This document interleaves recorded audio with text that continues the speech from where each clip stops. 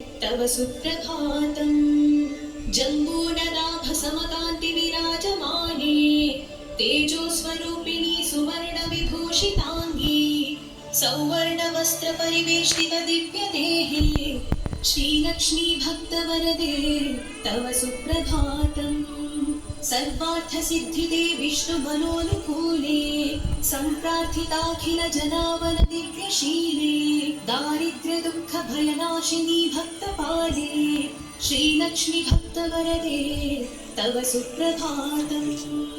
चन्द्रानुजे कमले सतलेप्सितदानदक्षे श्रीभाग्यलक्ष्मी शरणागत दीनपक्षे ऐश्वर्यलक्ष्मी चरणार्चित भक्तरक्षिणी श्रीलक्ष्मी भक्तवरदे तव सुप्रभातम् श्रीधैर्यलक्ष्मी निजभक्तहृदन्तरस्ते सन्तानलक्ष्मी निजभक्तकुलप्रवृद्धे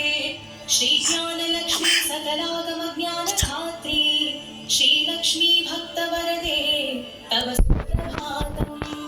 सौभाग्यदात्री शरणं गज लक्ष्मी पाहि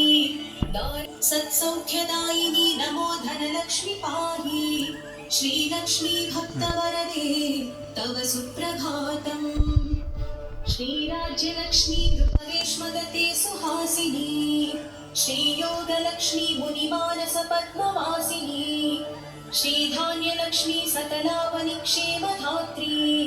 श्रीलक्ष्मी भक्तवरदे तव सुप्रभातम् श्रीपार्वती